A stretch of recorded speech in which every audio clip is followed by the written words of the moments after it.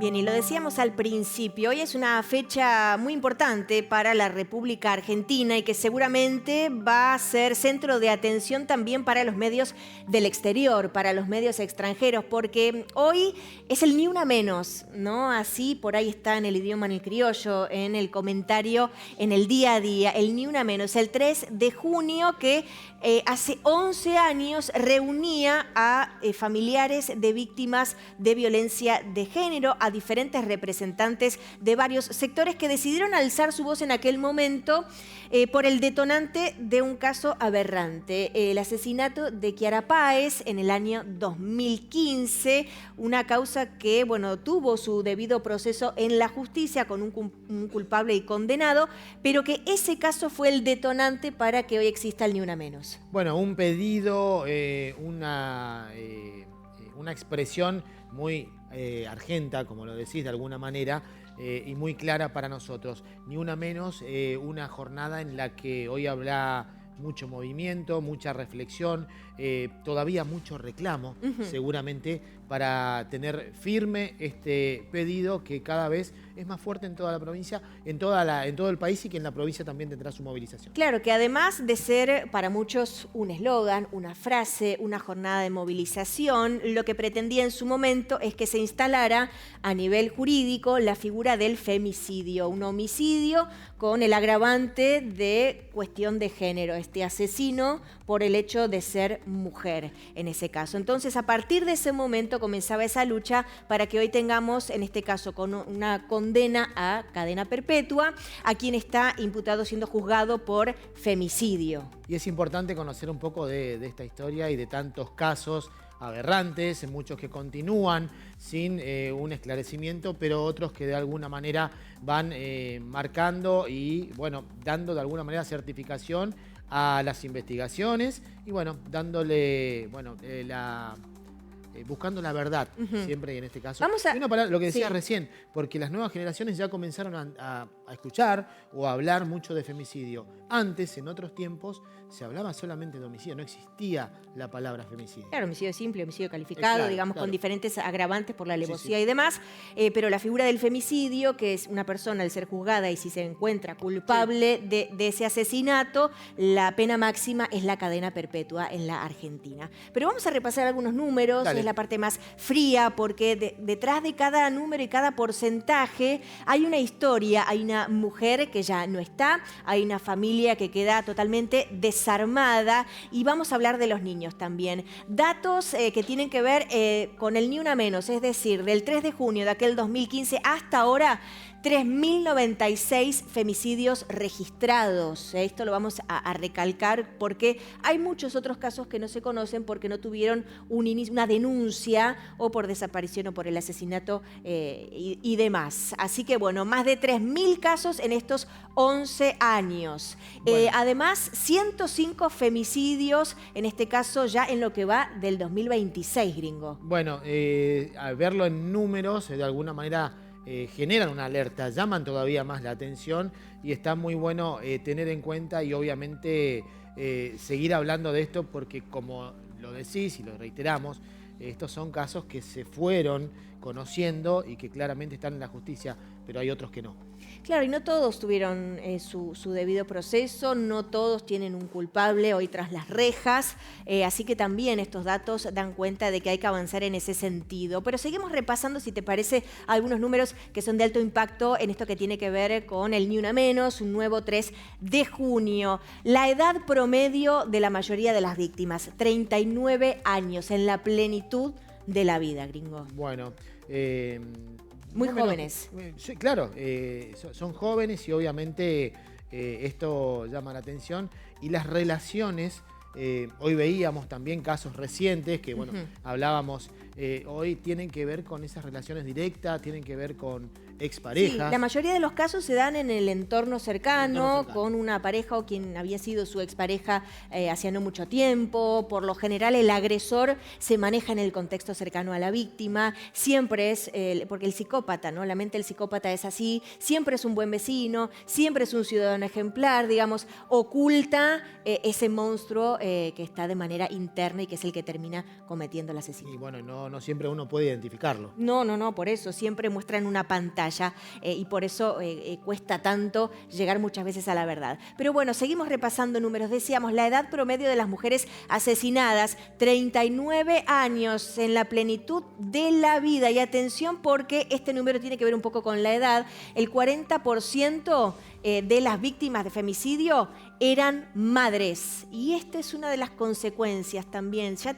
estamos hablando de mujeres asesinadas, muchas de ellas madres. Algunos casos, que no lo pusimos porque, bueno, ya son muchos datos, estaban embarazadas al momento de sus asesinatos, otras tenían ya conformada una familia. ¿Qué pasa con esos niños? También es una consecuencia directa del femicidio, porque en muchos de los casos, si el padre termina siendo el agresor o el asesino, ese niño ya no tiene ni a la madre ni al padre. La contención necesaria en estos casos puntuales. Más placas para compartir con ustedes, más datos en este caso que hablan de este día y de lo que tenemos que conocer, ni una menos. 73 fueron niños, niñas y adolescentes que quedaron sin esa madre. Bueno, puntualmente esto que remarcar. Claro, es el número. Estamos hablando solamente en lo que va del año 73, niños que quedan sin su entorno cercano. A ver, si tiene algún abuelo, algún tío, alguien los va a recibir y los va a contener y les va a dar ese afecto, ¿no? Ese cariño.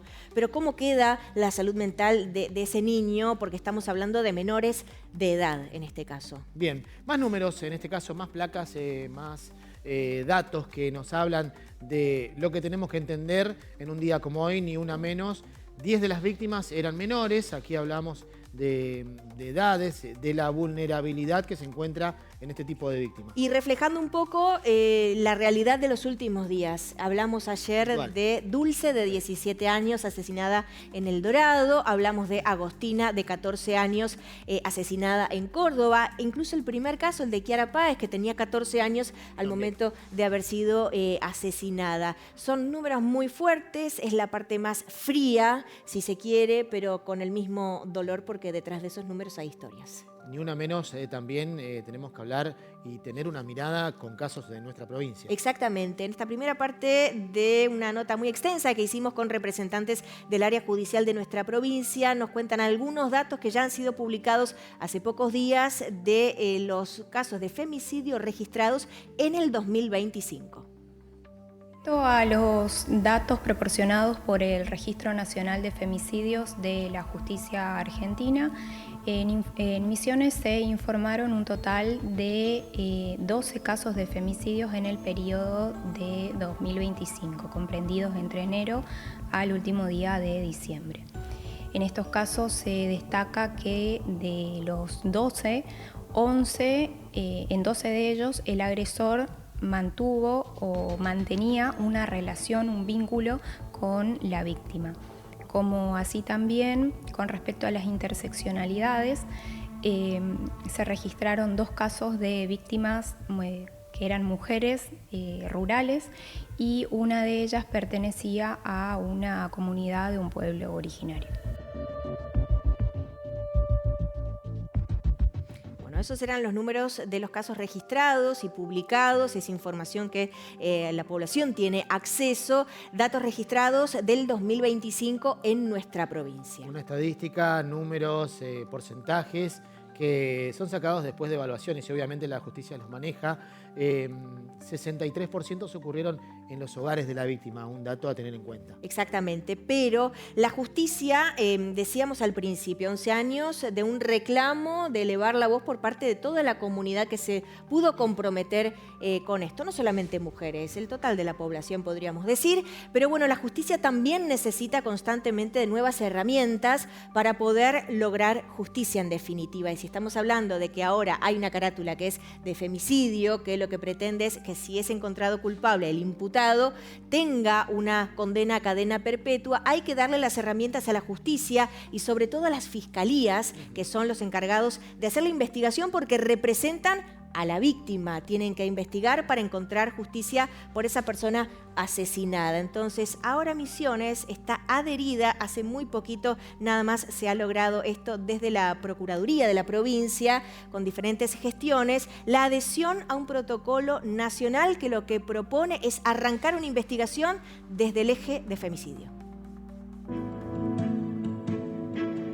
El protocolo se encuentra vigente desde mayo de este año. Fue una medida, una implementación muy novedosa. Los fiscales ya están al tanto. Estamos gestionando las capacitaciones con gente especializada de la Unidad Fiscal Especializada en Violencia contra las Mujeres, de la UFEM, y ya se encuentran aplicando de igual manera las dependencias, estando en conocimiento de ello en las causas que así lo requieran, ¿no? En las causas de muertes de mujeres, la primera hipótesis siempre es comenzar a investigar bajo la hipótesis de femicidio, ¿no? Disparando en este sentido todas las medidas necesarias para abordar de la mejor manera la persecución penal. Bien, protocolos ante este tipo de situaciones. La importancia de la preparación que deben tener los profesionales para tratar diferentes temas puntuales, diferentes situaciones trágicas en este caso, y también los conocimientos que debe tener la población que afloran, y está muy bueno este tipo de datos, este tipo de informes, para que usted que está en casa tenga la posibilidad de conocer un poco más a fondo sobre situaciones que a veces uno imagina que nunca pueden estar en un entorno y quizás sí. Exactamente, y en momentos en el que se está hablando mucho de los procesos de investigación, hoy decíamos el caso de Agostina en Córdoba. Fíjate que en Córdoba, por ejemplo, la policía provincial no tiene un sector que sea de criminalística, o sea, no tiene peritos científicos, tiene que utilizar los que son del área judicial. En nuestra provincia sucede lo contrario, digamos, pero claro, si vos vas a generar un protocolo nuevo, todos los que participan de esa investigación, porque si bien el fiscal instruye a el área policial a que debe hacer el levantamiento de las pericias y demás, bueno, todos los que participan en la investigación deben tener la formación necesaria para adaptarse y adecuar su trabajo a estos nuevos protocolos.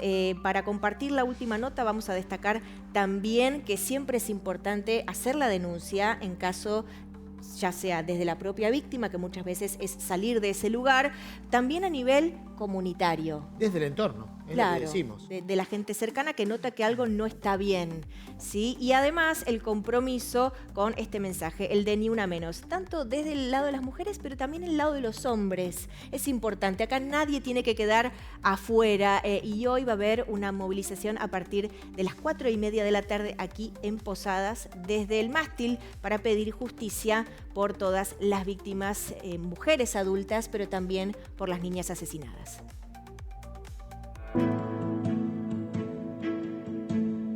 En este sentido, la base de la Procuración General son dos ejes. En primer lugar, el trabajo coordinado y articulado entre todos los entes que intervienen en la investigación penal.